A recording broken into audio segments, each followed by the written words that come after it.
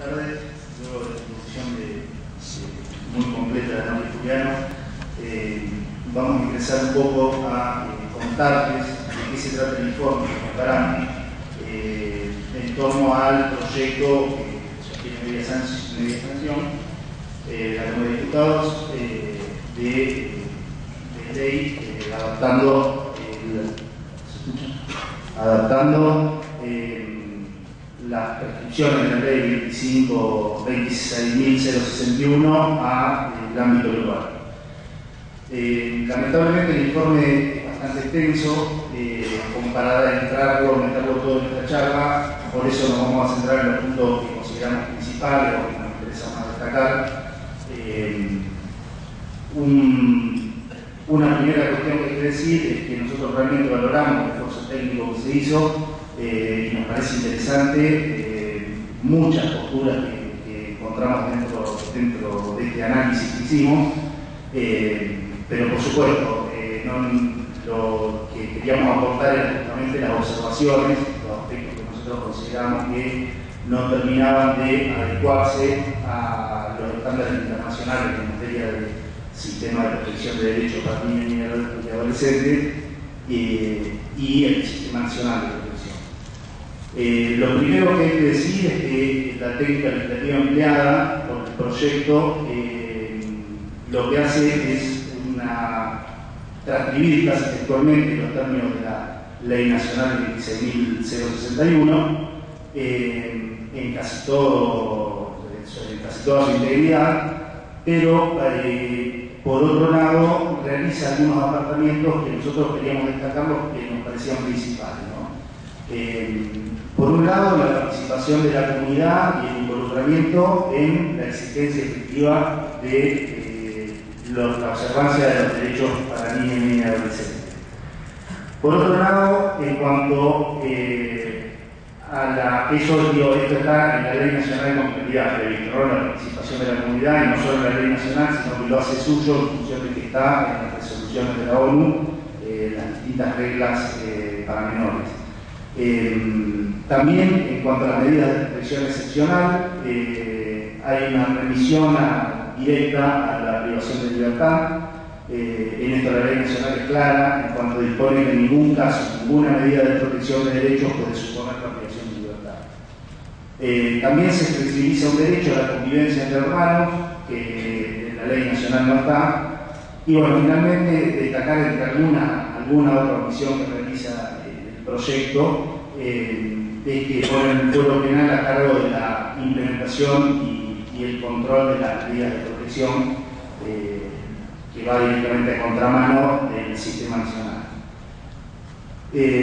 Sin perjuicio de este apartamiento total o parcial que hace el anteproyecto, debe advertirse que la ley nacional es una ley de orden público que rige en todo el territorio y en su consecuencia entendemos que resulta plenamente aplicable, por más que no lo diga la ley local. En cuanto a las observaciones, ya más metiéndonos en lo que respecta a normas penales, como ya les dije, vamos a marcar las observaciones más generales. En todo caso, si ustedes quieren, conversamos y ustedes participan consultando, fijando posiciones. Una primera cuestión que nosotros advertimos y consideramos absolutamente improcedente es la inclusión de la materia contravencional en un mini procedimiento que se prevé. Digamos, no solo introducir el régimen juvenil, la materia contravencional, lesiona los principios de lesividad, mínima intervención y subsidiariedad, sino que además es una materia que ya, como está, digamos, tal como está prevista la ley 26.061 y los propios organismos que crea el proyecto local, se encuentra absorbida por la autoridad administrativa. En consecuencia, consideramos una materia ajena al ámbito de lo penal. Lo mismo también nos ocurre, digamos, vemos que está muy regulado el procedimiento respecto a los imputables. Hay demasiada intervención cuando en verdad, digamos, lo que tiene que hacer es sacarse de su ámbito de competencia a los imputables en la primera oportunidad posible.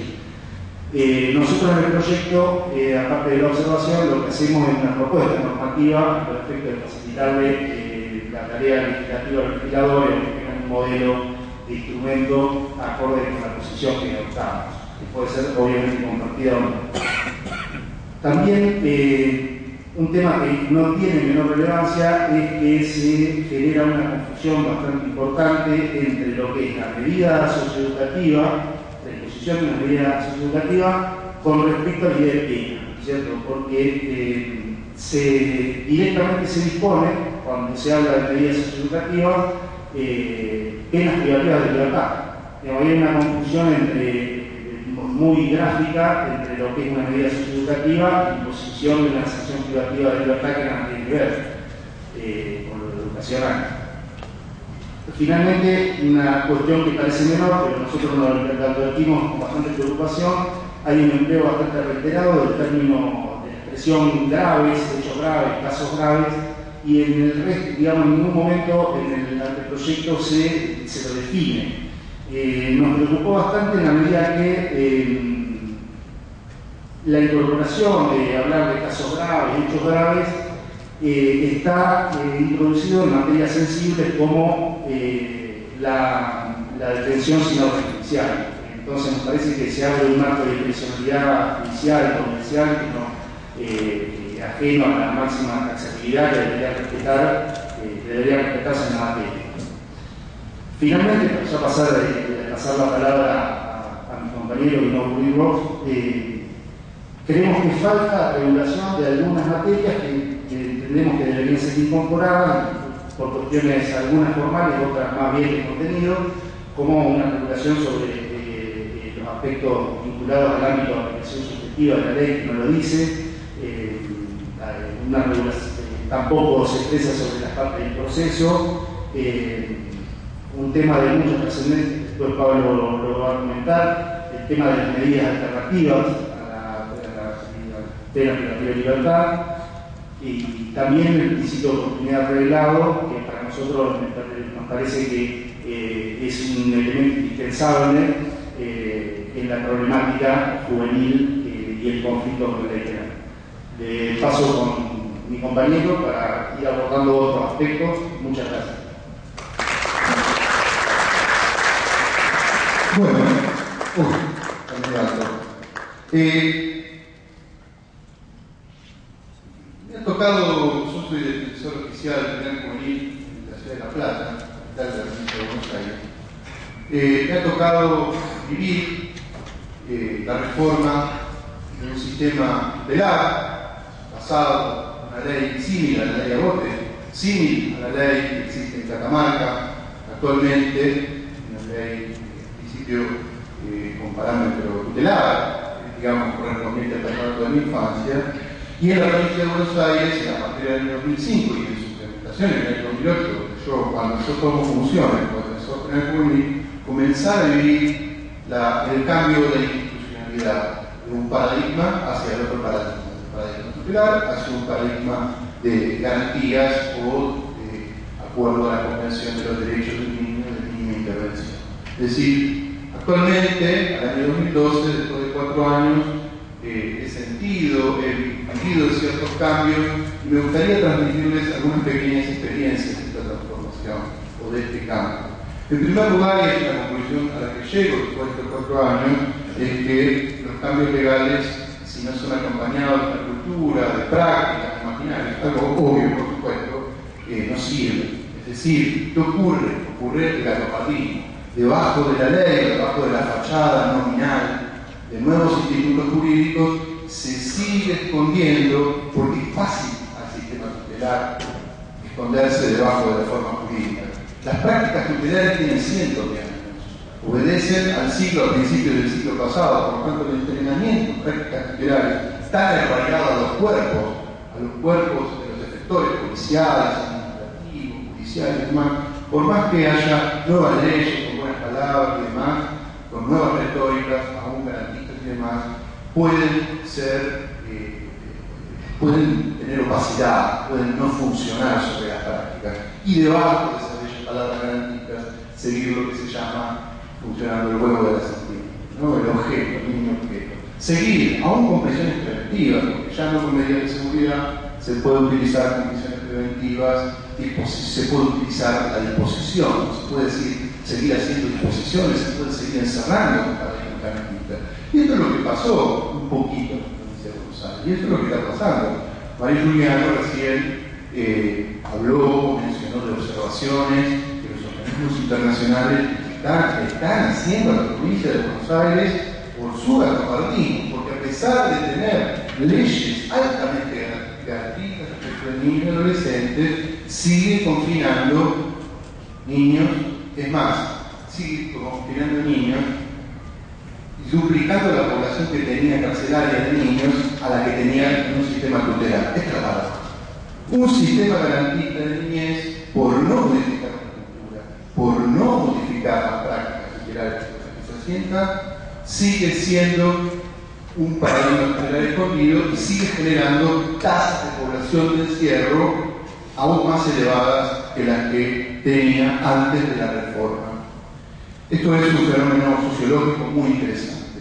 Esta es la resistencia de las prácticas. Yo creo que modificar, que a Catamarca no le tiene que pasar. No le tiene que pasar.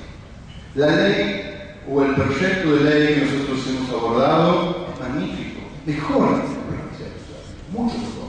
Tiene estándares de derechos humanos mucho más altos, mucho más satisfactorios desde el punto de vista práctico. Pero es necesario hacer una transformación institucional y para esto es necesario el apoyo político, para esto es necesario el apoyo económico. Mario recién dijo lo que la provincia de Buenos Aires otorgaba a la niñez y a la adolescencia en partidas y es insignificante. Es necesario que Catamarca inyecte dinero más que en el sistema penal, porque el sistema penal es la última intervención, la última puerta que tiene la adolescencia es en políticas sociales. La puerta penal es la última puerta. Antes tiene que estar el sistema social, el sistema de protección de derechos que bien mencionó Carlos de la ley 1661, los organismos de protección y promoción. Tienen que estar en la calle los efectores y tienen que estar bien pagos los efectores de niñez. Los trabajadores sociales, los psicólogos, la policía especializada, todo aquello que no hace al sistema penal, sino al sistema de contención y promoción y protección de derechos, tiene que estar bien invertido en dinero. Tiene que haber un ejército de psicólogos, de trabajadores sociales, que no sean del sistema penal, que sean del servicio administrativo perteneciente al Poder Ejecutivo de la provincia de Catamarca, a su Ministerio de Desarrollo Social, y que de manera muy tangencial, comunicándose sí con el fuero o con el Poder Judicial, accionen, pero no necesita la autorización judicial, y esto es una pauta cultural importante. No va a necesitar el aval judicial, ahora se va a tener que acostumbrar a no llamar al juez, y el juez penal juvenil va a tener que intervenir solo allí donde fracasó el Poder Ejecutivo, fracasaron los psicólogos, fracasaron los asistentes sociales. Solo ante el fracaso del sistema de contención se abre la puerta penal, o allí donde hay un delito grave, muy grave, donde ya la cuestión de la prevención social abre las puertas de la política criminal y abre las puertas del juicio justo, ¿no? Es lo que debe otorgar un proyecto penal juvenil. Pero me quiero detener en algo muy relevante que tiene este proyecto, que es el sistema de plazos razonables. Este proyecto, a diferencia de otros proyectos de otras provincias, hablo del PIC provincia y de la provincia de Buenos Aires, que tienen plazos respecto a procesales penales de niños que a mi entender no son tan garantistas aún, este proyecto sí los tiene. En primer lugar, de acuerdo a los artículos que he relevado, que hemos observado, por ejemplo, el artículo 282 establece un plazo máximo de 12 horas que tiene el personal policial de la atención de un niño para poner a disposición a un niño, además de la comunicación inmediata a la autoridad judicial, sea un defensor, sea un fiscal o juez. Además de la comunicación inmediata, tiene 12 horas para determinar la situación de un niño, nada de 24 horas, 12 horas. Por otro lado, los jueces, una vez que tienen a su niño en disposición, tienen un un plazo de 24 horas para indagar al niño, tienen un plazo para constatar, previo a que el niño sea asesorado, el niño adolescente sea asesorado. Por otra parte, otro concepto de plazo razonable ideal, en el sentido de la Convención de los Derechos del Niño, es el plazo para privar de la libertad a un niño. 3 meses como máximo, siendo que la Convención, el artículo 37b, establece que la privación de todo niño, aún en casos graves, de forma cautelar, tiene que ser por el plazo breve, más breve que proceda, por el tiempo mínimo, es decir, y de manera excepcional, como última posibilidad. Antes hay que acotar alternativas menos dolorosas que la privación de la libertad, es decir, alternativas que no impliquen confinamiento, es decir, muchas otras formas de imposiciones hacia el joven, incluyendo el arresto domiciliario o las tareas y demás que el niño, a las que el juez puede acudir en una tarea menos dolorosa. Por otra parte, por supuesto que este plazo de 3 meses es prorrogable ante la complejidad de la causa o ante un verdadero peligro procesal que debe allí estar demostrado. Peligro procesal en el sentido de prescripción del derecho, peligro en la demora y proporcionalidad de la medida cautelar que se está dictando, porque también los niños, como los adultos, tienen derecho a que las cautelares se dicten con fundamento. El sistema cautelar confinaba a niños con a veces sin fundamentos, o a veces con una revisión al medio interés superior del niño para confinar. Esto voy a mencionar muy brevemente. Por otra parte, el plazo razonable que establece este proyecto es para investigar, es realmente interesante, es ideal. Dice el artículo 291, entender la investigación, dice el artículo, la investigación penal preparatoria deberá practicarse en un plazo hasta de 2 meses a contar de su inicio.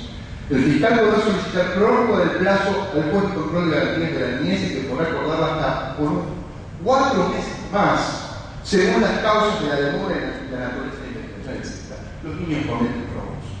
Los niños tienen tasas de homicidio bajísimas. En la provincia de Buenos Aires la tasa de homicidio de los jóvenes representa nada, el 2, el 1% representa de la masa efectiva. El homicidio existe, los medios por supuesto que hacen un espectáculo para que los menores, como dicen, entre comillas, cometen homicidios. A veces los homicidios son terribles, sin duda, pero se produce una teatralización moral de la sociedad bastante particular que hace que determinados sectores de la sociedad se agarren para pedir reclamos populistas de mano dura, etc. Sin embargo, la tasa de homicidio es baja, muy baja. Yo creo que la baja de la tasa de homicidio es muy baja. 4 meses para investigar un robo calificado con armas, aún es excesivo, pero es un plazo razonable. La provincia de Buenos Aires es de 6 meses prorrogable por 6 meses más que hacen los fiscales. Siempre se toman un año para investigar un robo, para investigar. La provincia de Buenos Aires se naturaliza los 6 meses prorrogables por 6, siempre se prorroga incluso sin fundamento. Me parece que es adecuado, los 2 meses son adecuados, prorrogables los 4 más. Y establece que, obviamente, precluido de pasar a este caso un fiscal de investigación, a mi entender, debería extinguirse la acción y creo que en ese sentido el proyecto bien lo propicia y en eso estamos de acuerdo. Por otra parte, obviamente las condenas dependen de una ley de fondo y esperemos que tarde o temprano, a través de esta reforma del Código Penal que hace una semana nos esperamos que va a proyectar, o se empieza a proyectar, aparezca la idea del plazo razonable de las penas de los niños. Si mal no recuerdo, Catamarca tiene un antecedente de haber condenado a un niño a prisión perpetua. Parece que es importante, si bien no corresponde al legislador de la provincia de establecer penas, es importante que ya teniendo en cuenta los plazos razonables procesales, pensemos un poco y meditemos qué penas tenemos para los niños, aún en los casos de homicidios, aún en los casos de homicidios graves. Las prisiones perpetuas hoy en día que ha dictado la Argentina contra niños, hoy en día están siendo observadas por los organismos internacionales y muy poco el Estado argentino va a ser sancionado por la aplicación de estas 5 condenas perpetuas. Repito, una es esta provincia al Estado nacional. Y agrego otra cuestión más.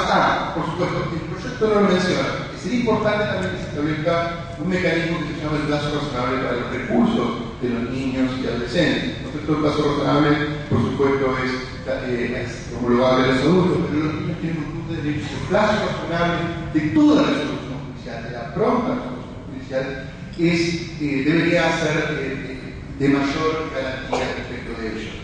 Los niños deben tener un plazo razonable para resolver sus recursos, y a esto me refiero a las cámaras de controles y garantías. No corresponde que los jueces se tomen para resolver una prisión preventiva que tiene duración de 3 meses, y el defensor apele, se tomen esos 3 meses, porque por supuesto el recurso, si no tiene una pauta, el plazo razonable de análisis de este recurso, al menos al mes, o al menos 20 días, o al menos 5 días o 10 días, haría consumir los 3 meses y por lo tanto el derecho al recurso sería prácticamente una risa. Lo mismo para la condena. Si no se establece un plazo razonable para resolver el recurso de la condena de un niño adolescente, me parece que también el derecho al recurso de los niños se diluiría, por supuesto. Porque siempre, aun cuando la pena no esté firme porque está pelada, el niño compugnaría la pena aún bajo prisión preventiva y el recurso sería seguramente analizable casi a los momentos de acceder al beneficio, con lo cual me parece que es necesario el plazo razonable para la recurso.